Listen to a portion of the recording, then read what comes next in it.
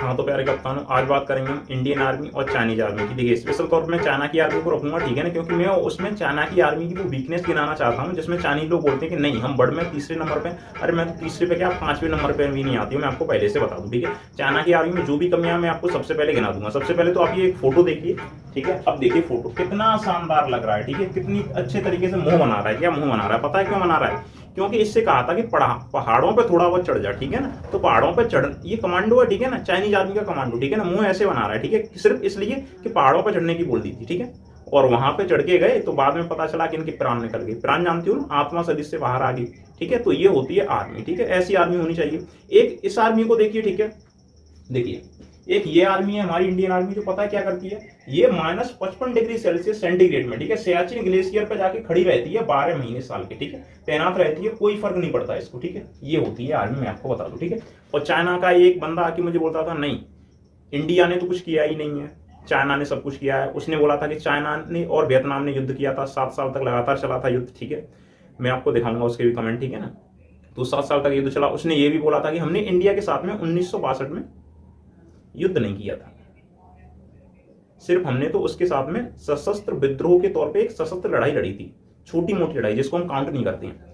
India के सैनिकों ने कभी कोई युद्ध नहीं किया, उसने ये बोला था। हमने एक देश के 2 टुकड़े कर दिए, पाकिस्तान से हमने एक बांग्लादेश बना दिया, लेकिन उसको फिर भी ये लगता है इंडियन आर्मी कुछ नहीं कर सकती है।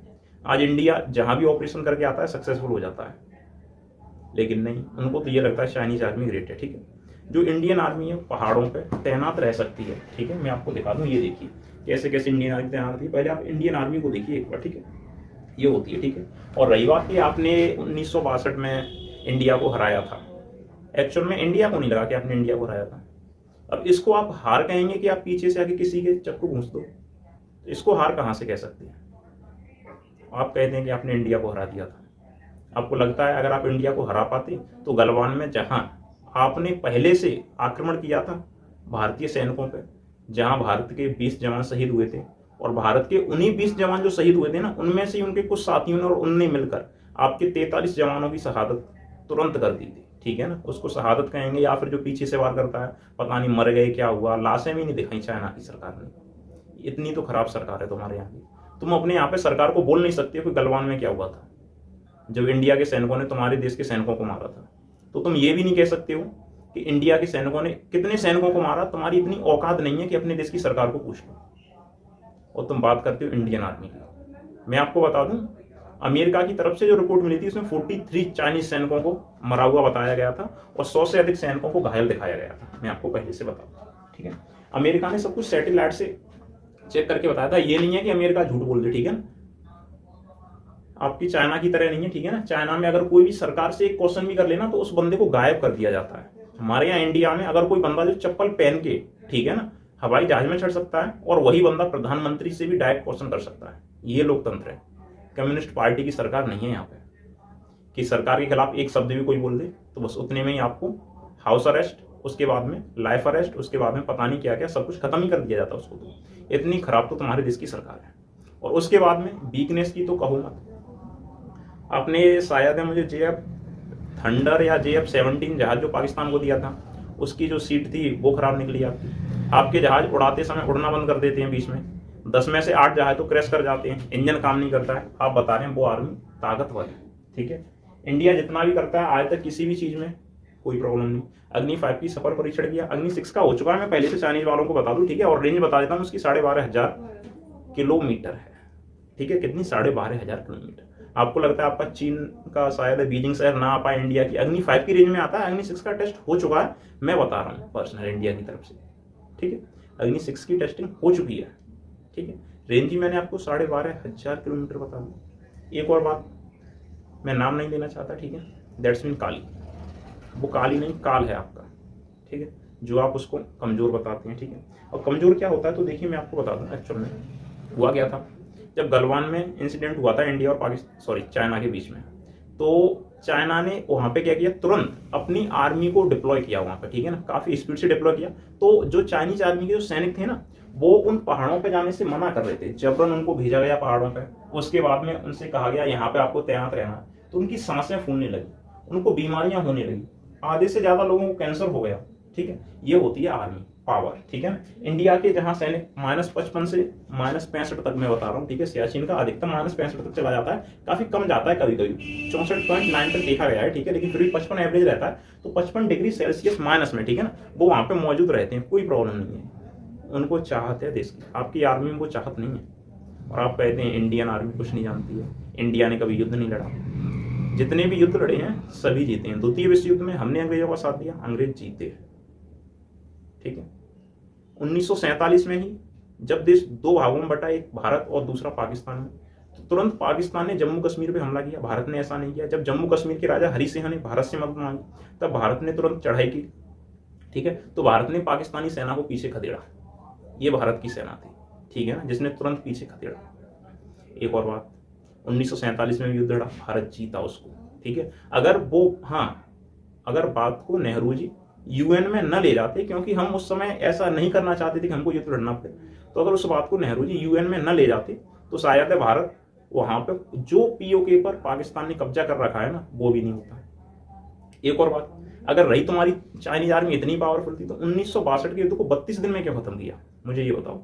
आप उसको थोड़ा लंबा खींचते और आपने क्यों जगह नहीं घेरी, क्योंकि आपको पता थी अगर युद्ध लंबा चलता है तो तुम्हारे सैनिक कुछ भी नहीं कर पाएंगे। आपने तुरंत अपने 1,26,252 सैनिकों को इंडियन टेरिटरी में घुसा दिया, ठीक है, सन 1962 की बात करें, जहां भारत ने मात्र अपने 5600 सैनिकों को रखा था, मात्र भारत ने अपने 5600 सैनिकों को तैनात रखा था, क्योंकि भारत उस समय नारा देता था हिंदी चीनी भाई भाई, और वही तुम्हारे नेताओं ने उसका गलत इस्तेमाल किया। भारत ने फिर भी कुछ नहीं कहा, चलो छोड़िए, लेकिन अब कुछ करके देखो ना। तुम्हें लगता है तुम्हारी आर्मी पावरफुल है, तुम कुछ कर सकते हो?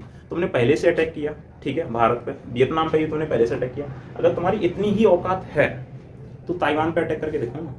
ताइवान के ऊपर से मिसाइल निकाल देते हो, डराते रहते, वो छोटा सा देश है, ठीक है, ताइवान पे, ठीक है। तो तुम लोग साउथ चाइना सी की बात करते हो। अगर इतनी प्रॉब्लम थी तुमको फिलीपींस से, अब फिलीपींस पे तो हमला करके दिखाओ, कुछ भी करके दिखाओ फिलीपींस का। इंडिया ने ऑलरेडी उसको ब्रह्मोस दे दिया, एक ब्रह्मोस मारेगा ना साले साइड में हो जाएंगे सब, ये पावर है ब्रह्मोस की। और तुम कहते हो तुम्हारी आर्मी ग्रेट है।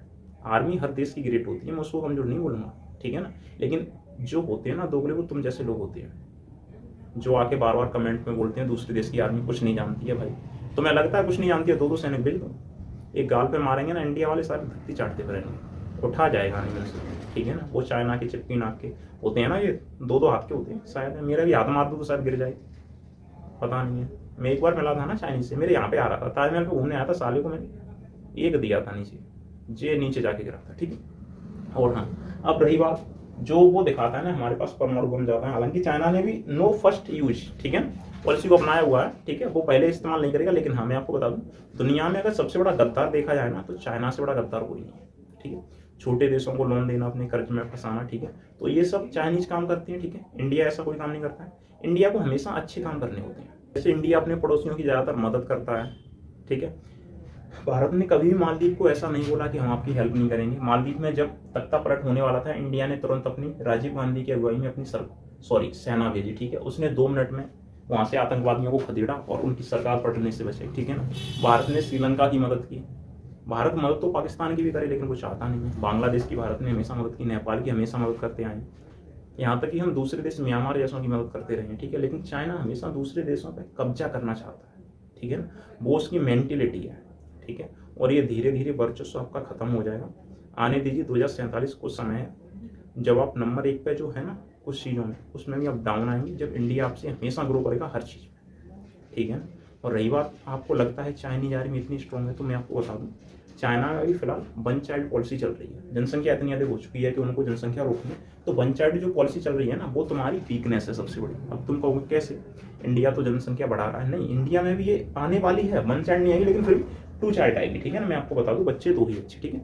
लेकिन हाँ, चाइना में जो होगा उस सबका उल्टा होगा यहाँ पे, ठीक है। चाइना जो समझता है कि अरे नहीं हम इतना अच्छा कर लेंगे, ये है वन चाइना पॉलिसी, वो सॉरी वन चाइल्ड पॉलिसी लेके आए हैं। तो जो एक बच्चा होता है, आपने उसको रेगुलर आर्मी में जाने के लिए तैयार किया है ना, ठीक है, वो जिनका एक बच्चा होता है वो मना करते हैं कि हम आर्मी में नहीं भेजेंगे। आर्मी में जाएगा तो हमारा बच्चा फायरिंग नहीं करेगा, ज़्यादा अपनी रिस्क नहीं लेगा, ठीक है। इंडिया का हर बच्चा अपनी हथेली पर जान लेके घूमता है देश के लिए, हर बच्चा, उसको बोलते हैं ज्वाइनिंग पावर, आर्मी, ताकत। और आप बोलते हैं चाइनीज आर्मी ग्रेट है। यार हद होती है किसी चीज़ की, दुनिया जानती है सब कुछ। आप दिखावा कर लो कि दुनिया की सबसे बड़ी सेना है, एक बार इंडियन सोल्जर के सामने तो भेजो। और रही बात आपके पास, तो आपने कमांडो को कब से ट्रेनिंग दी है मुझे बताइए? आपने कहीं अब जाके ट्रेनिंग दी है कमांडो को? इंडिया ने 1947 में ही अपने पैरा एसएफ कमांडो को तैयार कर दिया था, मैं आपको बताऊं, क्योंकि भारत को पता चल चुका था कि आगे ये बहुत काम आएंगे, ठीक है। और एक पैरा एसएफ कमांडो मैं आपको बता दूं, दुश्मन को बिना किसी हथियार के अपने हाथों से इतनी बार मार सकता है जितना कि चाइनीज आर्मी ने सोचा नहीं होगा। और रही बात एक और, कि उसको लगता है कि चाइना में भी कमांडो है, तो कभी मार्कोस के मरमत से भिड़ के तो देखूं कौन कितने पानी में बता देगा। अगर मार्कोस का मैं फोटो दिखा दूं आपको, तो ये देखिए, इस पे बम, गोला, बारूद, hand grenade, AK-47, CM-120 gated, जिसको आप automatic fully loaded machine gun कहते हो, जो 1 मिनट में 4200 राउंड फायर कर सकती है, सब कुछ झेल सकता है, जहरीली गैस, ठीक है। इसको बोलते हैं मार्कोस कमांडो, जो इंडिया में तैनात है। जब ये ऑपरेशन करता है ना, तो दुश्मन ऑपरेशन, इनको जब दुश्मन को पता चलता है कि मार्कोस आ रहे हैं, तो छोड़ के पहले ही भाग जाता है। इसको बोलते हैं आर्मी। आपके हिसाब से चाइना है, कुछ नहीं है, बस वीकनेस है। इंडिया की पावर देखो, देखते रहो। और पहले कुछ लोग ये कहते थे इंडिया के पास परमाणु बम ज़्यादा नहीं है, हालांकि भारत नहीं चाहता, क्या मतलब है, इस्तेमाल करेंगे नहीं हम। जिसको लगता है चाइना ग्रेट है, तिब्बत पर तुमने कब्जा किया, ठीक है, धोखे के साथ में, तुमसे बड़ा तो दुनिया में कोई धोखेबाज नहीं है, ठीक है। और वक्त है अभी भी, सुधर जाओ, सब कुछ अच्छा होगा, वरना पता चले एक दिन कुछ और ही हो, ठीक है। हालांकि मैं यहाँ पे किसी को भरावला नहीं बोलने आया हूँ, ठीक है, लेकिन एक मैंने वीडियो बनाई थी, उस पर एक बंदा चाइनी कमेंट कर रहा था, उसके लिए उसको दिखाना जरूरी था कि देख लो तुम्हारी आर्मी कैसी है, ठीक है। और रही बात इंडिया के हथियारों को दिखाने की, तो चलिए अब मैं आपको इंडिया के हथियार, माफ करना भाई, दैट्स मीन ये पॉलिसी के खिलाफ है। जितना आपको गूगल पे मिल जाए आप उससे ले लेना, है इंडियन आर्मी का सोल्जर, मैं आपको ये सब कुछ नहीं दिखा सकता, दैट्स